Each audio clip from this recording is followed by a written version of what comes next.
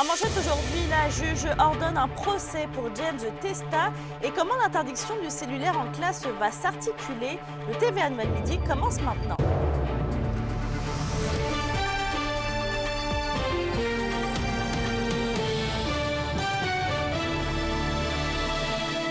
Bonjour tout le monde et bienvenue parmi nous.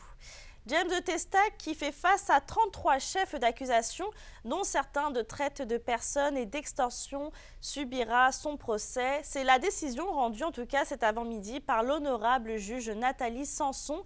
Et Yvon, vous avez assisté à l'audience et on peut dire que les plaignants ne sont pas au bout de leur peine. Mélissa, pour les enquêteurs de la Sûreté du Québec, comme la poursuite et les présumées victimes, sans doute qu'il peut être réjouissant de voir que les preuves, souvent atroces, divulguées lors de l'enquête préliminaire ont été validées et pourraient prouver les crimes reprochés. Toutefois, ce n'est pas avant le printemps qui vient qu'une date pourra être réservée à la Cour. D'ici là, d'autres procédures demandées par l'avocat Mike Junior Boudreau, défenseur de Testa, s'entremêlent. Ce dernier demande une révision et souhaite que son client soit libéré de la prison de Hull où il est incarcéré. De plus, dis-je bien, le procureur de la défense demande qu'il soit jugé devant un juge seul, sans la présence d'un jury. Des demandes dont les réponses aboutiraient là autour du 11 mars qui vient. Et on imagine, Yvon, qu'au vu des graves accusations, ce procès pourrait être très ardu. Écoutez, l'an dernier, Mélissa, les accusations contre Daniel Laframboise ont été difficiles à entendre, même si elles n'ont pas abouti, on s'en souvient. Hein? Je peux vous dire que probablement, à la fonte des neiges, le récit des gestes qu'aurait posé l'accusé de 54 ans impliquant du travail forcé et des sévices sexuels contre des gens démunis, malades physiquement et mentalement, et qui composent les 33 chefs déposés en décembre il y a 2 ans, pourraient faire grincer des dents par leur épouvantable brutalité et leur indescriptible cruauté. Reste à voir la suite des choses. C'est à suivre. Merci Yvon. Courage aux plaignants, bien sûr. En éducation maintenant, l'interdiction du cellulaire en classe est officiellement entrée en vigueur la semaine dernière. Et qu'Emilia, c'est une directive qui touche les écoles du primaire mais aussi du secondaire. Oui, exactement, Mélissa, mais il faut savoir que les enseignants vont pouvoir autoriser l'utilisation du cellulaire en classe pour des fonctions pédagogiques. Donc, c'est vraiment une mesure là, qui vient limiter les distractions des élèves en classe. Et du côté de l'école d'Iberville à Rouyn-Noranda, c'est pas une nouvelle qui a vraiment surprise les étudiants puisque c'est déjà une mesure qui avait été instaurée dans l'école. Donc, je vous laisse entendre le directeur adjoint à ce sujet. Enfin, en 2021, là, il y a 2 ans, on a fait la refonte du code de vie à travers un comité à l'école et c'était un sujet qui revenait, là, évidemment, à travers nos lectures et aussi là, avec le soutien des enseignants puis le comité. C'est vraiment, là, c'était un règlement pour lequel on voulait aller de l'avant. Puis l'application du règlement en soi là, se passe très bien ici à l'école. Et Kimia, comment les enseignants peuvent-ils s'assurer que les élèves n'aient pas accès à leur cellulaire durant les heures de classe? Donc, pour le moment, ça va être à chacune des écoles d'établir ses règles et ses sanctions là, en fonction du code de vie. Du côté de l'école d'Iberville, par exemple, on demande aux étudiants de tout simplement pas apporter leur téléphone en classe, donc de les laisser dans les casiers. Et je me suis aussi entretenue avec Carole Fleuret, qui est professeure titulaire de la faculté d'enseignement à l'Université d'Ottawa. Et elle a une opinion complètement différente face à cette interdiction. Selon elle, il faudrait plutôt conscientiser les jeunes face à leur utilisation de leur téléphone intelligent. Je pense que ce n'est pas magique d'interdire.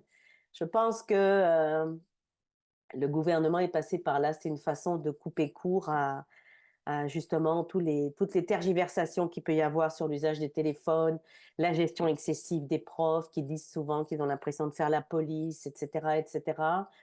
Donc, c'est sûr qu'avec une interdiction, ça met tout le monde d'accord, mais je pense qu'on est dans une école, on est là pour éduquer les élèves et je pense que l'interdiction n'est pas au reflet de ce qu'est l'éducation. Donc, les écoles demandent évidemment la collaboration des enseignants et des parents là, pour que ce soit une mesure qui soit bien appliquée et comprise par les étudiants. Donc, je vous reviens ce soir avec un reportage complet au TVA 18h. Merci, Kimilia. Je vous en prie. Dans un autre dossier, la coroner Francine Danet recommande au ministère des Transports d'effectuer une étude sur la densité de la circulation et de la sécurité de l'intersection de la route 113 et du chemin du Moulin à Lebel-sur-Quévillon. Cette recommandation est en lien avec le décès d'une jeune conductrice victime d'un accident de la route dans ce secteur en avril de 2023. L'adolescente aurait été distraite par des motocyclistes et n'a pas vu qu'un camion s'en venait à sens inverse. Cet accident est le 10e à survenir à cette intersection, ce qui inquiète Maître Danet. Aucun lien direct n'est toutefois établi entre l'aménagement de l'intersection et l'accident. Dans le domaine minier, Sayona veut valoriser ses eaux minières grâce à la technologie EvaPlant à la plantation de 20 000 saules.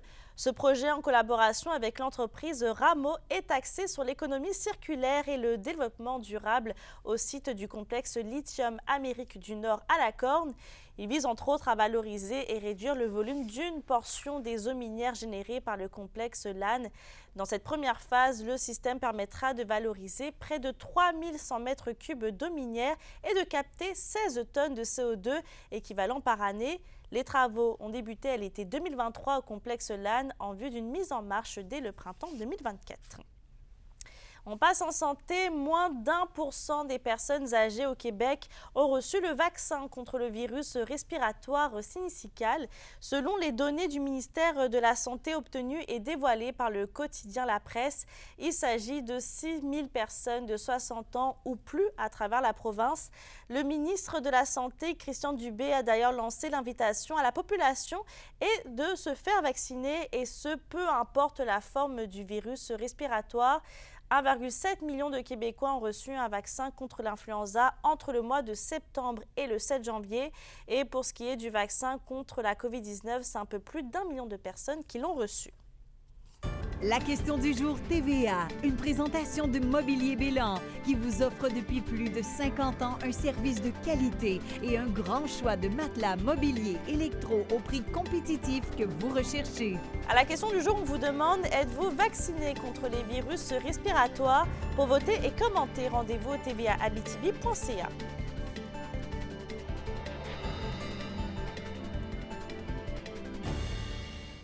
Et c'est le retour pour une 3e année du prix Ulrich Chérubin. C'est ce qu'annonce la Fédération québécoise des municipalités en partenariat avec le ministère de l'Immigration, de la Francisation et de l'Intégration. Le prix souligne l'apport des organismes municipaux et des organisations à but non lucratif dans la mise en œuvre de bonnes pratiques en matière d'accueil, d'intégration et d'inclusion des nouveaux arrivants sur l'ensemble du territoire québécois. D'origine haïtienne, Ulrich Chérubin a été maire d'Amos de 2002 à 2014 et ce dernier est reconnu pour son dévouement, mais aussi sa volonté à travailler pour le bien-être de tous ses concitoyens. Et c'est demain que Will Murphy Trio foulera les planches de la microbrasserie Le Prospecteur de Val-d'Or, accompagné de Jérémy Dallaire à la basse et de Thomas Mongrain à la batterie. L'auteur-compositeur-interprète nous offre son nouvel album intitulé « C'est quand ». Les spectateurs auront droit à une prestation mêlant le blues, le country et le folk. Son spectacle offre un mélange de compositions originales ainsi que plusieurs classiques. Le directeur du musée minéralogique de Malartic, Jean Massicotte, passe le flambeau après 38 ans à la tête de l'organisation et c'est son bras droit, Chantal Moore, qui prendra la relève. Jean Massicotte affirme qu'il était temps pour lui de passer le relais afin d'offrir un nouveau souffle au musée. Le conseil d'administration du musée souligne d'ailleurs son travail axé sur l'engagement mais aussi la passion. Et avec un peu plus déjà de la moitié de la saison de disputée dans la LHMQ, certains joueurs des Foreurs se sont assis cette semaine avec notre collègue Johan Carrière pour faire un peu un bilan de cette première partie de saison. Il a notamment été question de l'adaptation des jeunes recrues à leur nouvel environnement, au rôle qu'auront certains vétérans pour le reste de la saison et des performances globales de l'équipe. Le reportage complet vous sera présenté au bulletin de ce soir. En attendant, voici quelques extraits. Le message, c'est juste qu'il faut travailler dans notre game, jouer comme on est capable de jouer. Puis si on perd, il y a une façon de perdre. On peut pas commencer les games puis perdre 4-0 en partant. Bien, c'est sûr que je suis revenu Jet 3 pour prendre la confiance sur la patinoire, pour prendre plus d'expérience en tant que vétéran et tout pour apporter ça ici après ça, ma confiance. Puis je pense que c'est une bonne chose que je revienne. Je pense qu'on peut être content aussi de notre début de saison. T'sais, même si le classement, on n'est pas nécessairement où qu'on veut, je pense qu'on fait du progrès en tant qu'équipe, on s'amuse toute l'équipe ensemble. Fait que, c'est un point positif, là. Et chez les Huskies, le pire s'est confirmé pour le capitaine Dylan Gill. Le défenseur numéro 1 de la Meute va se faire opérer et sera tenu hors du jeu pour plusieurs mois. L'ajout du défenseur droitier Ty Higgins à la date limite des transactions fait maintenant beaucoup de sens. Reste que selon l'entraîneur-chef des Huskies, c'est aussi le leadership du capitaine qui manquera à la formation. On ne veut pas dire saison terminée, mais ça ne garde pas bien. Là, il se fait opérer, c'est demain, je crois. Donc, c'est 4 à 6 mois. S'il revient, ça va être un bonus, mais on va focusser là, pour continuer la stretch sans lui. C'est un gros morceau là, avec Dylan Gill, un des bons défenseurs de la Ligue, là, évidemment. Mais même avec l'ajout de Higgins et le D-Corps qu'on a en ce moment, je pense qu'on a quand même, si c'est pas le meilleur D-Corps dans la Ligue, on est certainement dans le top. Là. Et on reste au sport, mais dans un autre domaine, ceux et celles voulant s'initier au patin sur glace en Abitibi-Ouest auront accès prochainement à des plages horaires gratuites afin d'apprendre les bases de ce sport d'hiver. La MRC d'Abitibi-Ouest alloue d'ailleurs 12 600 $ dans ce projet qui, elle espère, permettra l'intégration sur le territoire de personnes issues de l'immigration. Une partie de la somme allouée est d'ailleurs redistribuée aux arénas participants pour l'achat d'équipements et l'accompagnement des participants. Les deux premières séances d'initiation ont lieu samedi à Dupuis et le 20 janvier à Macamic. À la météo aujourd'hui, c'est plutôt calme dans la région. On a des nuages au nord comme au sud avec un 40% de probabilité d'averse de neige en Abitibi. Et côté température, on va faire un maximum de -12 degrés. Pour ce soir et cette nuit, même scénario avec un ciel nuageux au nord et un dégagement au Témiscamingue. On devrait avoir un minimum allant jusqu'à -26 degrés. La tempête de neige n'a pas dit son dernier mot. Une autre pourrait s'en venir dans la nuit de vendredi à samedi sur l'ouest et le sud de la province. Sur ce, je vous souhaite de passer une bonne journée et à tout à l'heure.